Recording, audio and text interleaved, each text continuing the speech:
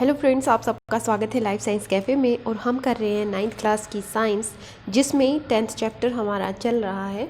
चलिए शुरू करते हैं 10.5.3 से, जिसमें है वाई ऑब्जेक्ट्स फ्लोट और sink when placed on the surface of water.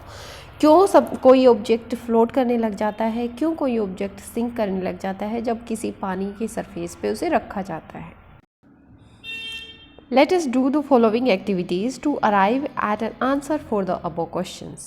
हमने क्या करना है, एक एक्टिविटी करनी है जिसमें हमने एक बीकर पानी का लेना है, फुल भरना है उसे। Take an iron nail and place it on the surface of water. एक आयरन नेल लेनी है, जिसे कील कह सकते हो आप, उसे पानी के ऊपर रखना है। Observe what happen. अब देखना है कि क्या होता है। The nail shrinks. जो नेल है, जो आयरन नेल है, वो उसमें डूब जाता है। The force due to the gravitational attraction of the earth on the iron nail pulls it downward. चीज़ कोई भी वस्तु कहीं पर भी होती है, उसे ग्रेविटेशनल फोर्स अट्रैक्ट ज़रूर करता है। यहाँ पे जैसे ही हमने नेल को रखा पानी के ऊपर, तो ग्रेविटेशनल फोर्स ने उसे डाउनवर्ड, नीचे की तरफ खींच लिया। There is an up thrust of water on the nail which pushes it upward. यहाँ पे अप थ्रस्ट भी है। अप थ्रस्ट है मतलब पानी ने ऊपर की तरफ उसे ज़रूर धकेला है, जो कि ऊपर की तरफ हमेशा करता ही है, उसे अप थ्रस्ट कहते हैं।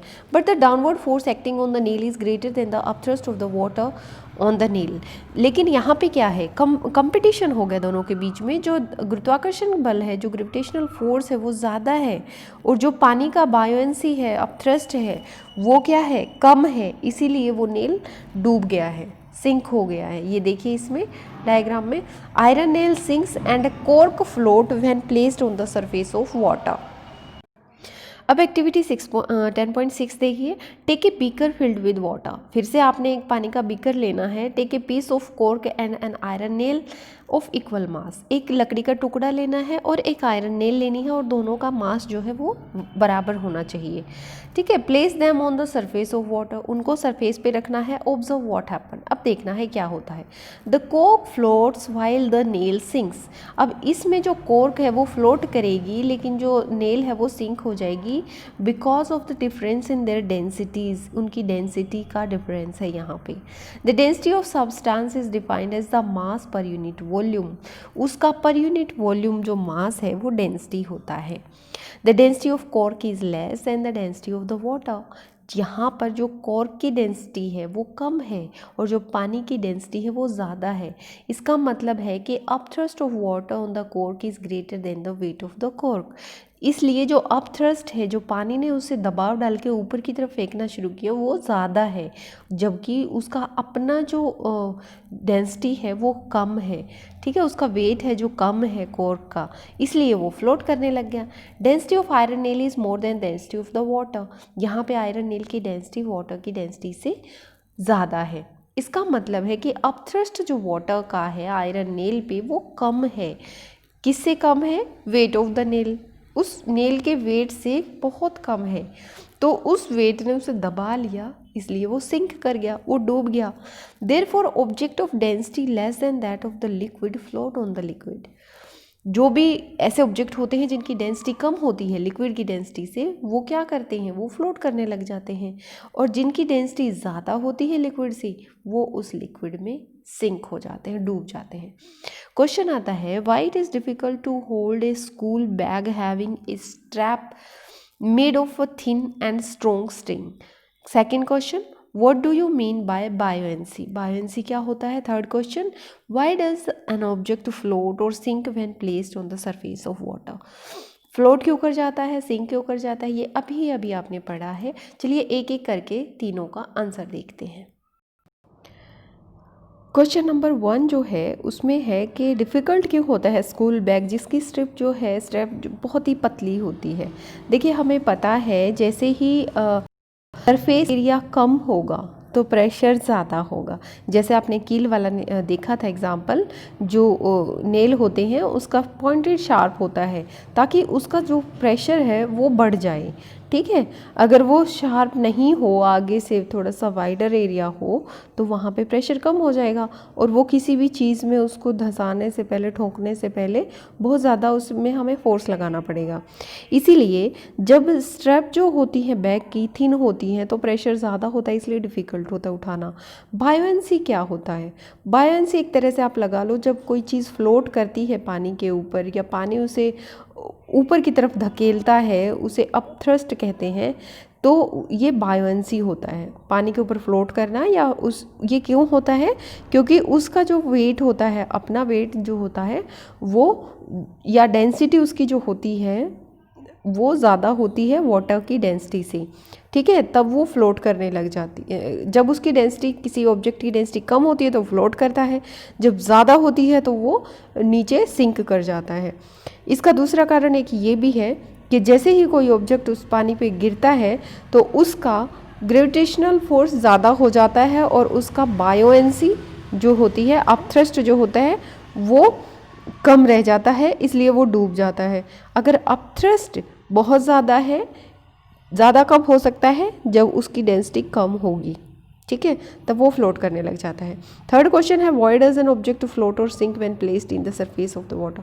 सेम ही है दोनों का ही, क्योंकि उसकी जो डेंसिटी है किसी ऑब्जेक्ट की, अगर वाटर की डेंसिटी से जितना पानी वो रिमूव करेगा उस डेंसिटी से अगर कम है तो वो फ्लोट करेगा, अगर ज़्यादा है तो वो फ्लोट नहीं करेगा। अब आता है आर्किमिडीज प्रिंसिपल। आर्किमिडीज प्रिंसिपल को करने से पहले हम एक एक्टिविटी देखते हैं। Take a piece of stone और tie to one end of the rubber and string, rubber string और ए स्प्रिंग बैलेंस। हमने एक पत्थर का टुकड़ा लेना है और इसके रबड़ के एक स्ट्रिंग पे बांधना है या बैलेंस पे बांधना है, स्प्रिंग बैलेंस पे सस्पेंड करना है स्टोन को, होल्ड करना है बैलेंस को, स्ट्रिंग को, जैसे कि फिगर में दिखाया गया है। Note the elongation of string और the reading on the spring balance due to weight of the stone. हमने स्ट्रिंग को की इलोंगेशन देखनी है। जैसे ही हमने उसको पत्थर से लटकाया तो उस कितना इलोंगेट हुआ, कितना बढ़ा, ठीक है, और रीडिंग करनी है स्प्रिंग बैलेंस से। अगर हमने उससे किया है, पत्थर को बांधा है, तब भी हमने रीडिंग नोट करनी है। Now slowly dip the stone in water in a container as shown in figure. अब इस स्ट्रिंग को, जो रबड़ था, उसको हमने एक पानी के उस बीकर में डुबोना है, जैसे कि फिगर में दिखाया गया है। तब क्या होता है, तब भी हमने रीडिंग नोट करनी है। Observe the elongation of the rubber string due to the weight of the piece of stone suspended it from it in air. हमने क्या ऑब्जर्व करना है? रबर स्ट्रिंग की इलोंगेशन को ऑब्जर्व करना है to the weight of the piece of stone suspended from it in air, ठीक है। दूसरा, हमने इलोंगेशन डिक्रीज हुई है स्टोन की, तो कितनी हुई है वो भी ऑब्जर्व करना है, क्योंकि यहाँ पे देखिए लंबा होगा एयर में अगर होगा तो, क्योंकि वेट पूरा उस स्ट्रिंग के या रबर के ऊपर है। यहाँ पे वेट थोड़ा सा कम हो जाता है, जैसे कोई चीज़ पानी में डूबती है तो उसका वेट कम हो जाता है, तो यहाँ क्या होता है, इसकी लेंथ जो है वो कम हो जाती है। Observe what happen to elongation of string और the reading to the balance.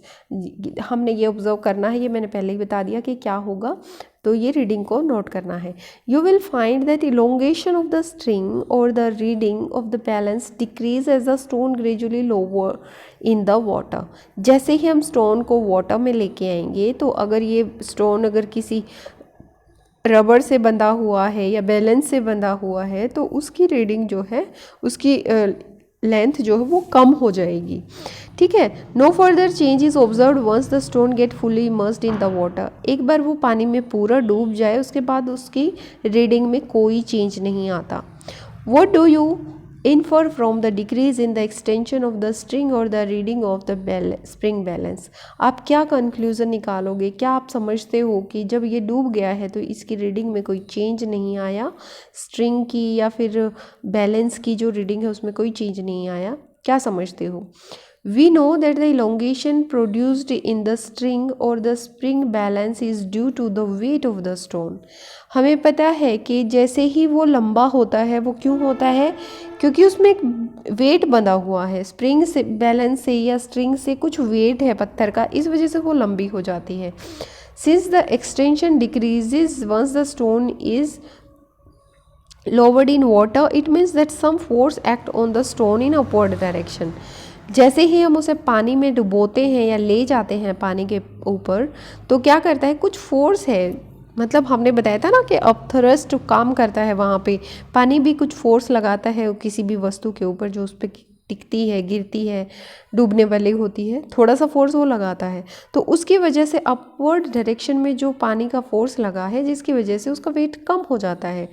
As a result the net force on the string decrease, इसलिए जो स्ट्रिंग है या फिर बैलेंस है उसमें जो पूरा दबाव बढ़ रहा था वो कम हो जाता है। हेंस इलोंगेशन ऑल्सो डिक्रीज, जिसकी वजह से वो इलोंगेशन उसकी कम हो जाती है। एज डिस्कस्ड अर्लियर, जैसे पहले बताया गया है, the powered force exerted by water is known as the force of buoyancy. जो अपवर्ड फोर्स है, पानी की वजह से जो फोर्स लगा है उसे कहते हैं force of buoyancy. What is the magnitude of the buoyancy, अब इस बायोएंसी की मैग्नीट्यूड क्या होता है? Force experienced by a body, what is the magnitude of buoyant force experienced by the body, किसी भी बॉडी से कितना बायोएंट फोर्स एक्सपीरियंस किया गया है उसका मैग्नीट्यूड कैसे निकालते हैं?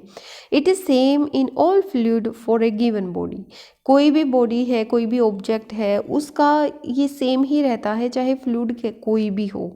Do all bodies in given fluid experience the same buoyant force, क्या सभी बॉडीज, सभी ऑब्जेक्ट्स किसी गिवन फ्लूइड में सेम बायोएंट फोर्स एक्सपीरियंस करती हैं?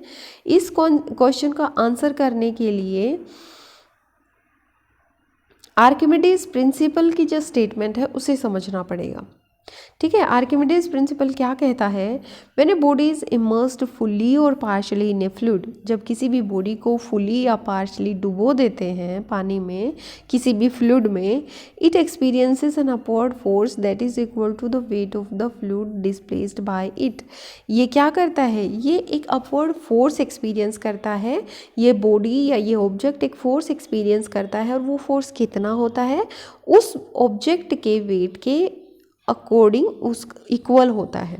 ठीक है, जितना ही वेट उस ऑब्जेक्ट में होगा, जितना ही वेट उसने उस फ्लूइड का डिस्प्लेस किया होगा, उतना ही फोर्स वो फील करेगी।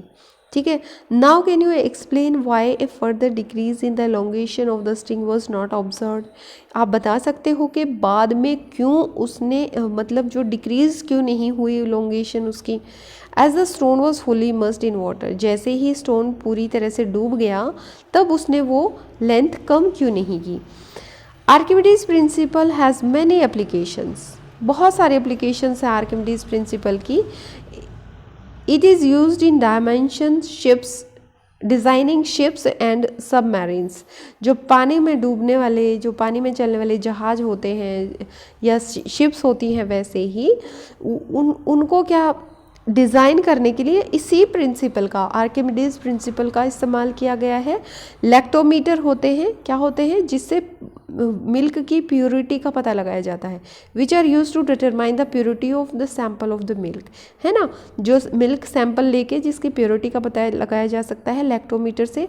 And hydrometer used for determining density of the liquid, और हाइड्रोमीटर से पानी की डेंसिटी का पता लगाया जाता है। ये सब किसके प्रिंसिपल पे काम करते हैं? आर्किमिडीज प्रिंसिपल पे। ठीक है, इस तरह से जब ऑब्जेक्टिव टाइप आएगा क्वेश्चन, तो आपको दिया होगा लैक्टोमीटर, हाइड्रोमीटर और 2-4 मीटर लिखे होंगे, तो पूछेंगे कि कौन सा जो है आर्किमिडीज प्रिंसिपल पे काम नहीं करता, तो आपको पता चल गया लैक्टोमीटर और हाइड्रोमीटर तो काम करते हैं, है ना। अब ये क्वेश्चन है, you find your mass to be 42 kg on weighing machine, आपका वेट आपको 42 kg मिला जब आपने अपना वजन किया। इज़ योर मास मोर और लेस देन 42 kg, क्या आपका वजन कम या ज़्यादा है 42 kg से? क्वेश्चन नंबर 2 है, you have a bag of cotton and an iron bar each indicating a mass of 100 kg when measured on the weighing machine, in reality one is heavier than the other, can you say which one is heavier and Y?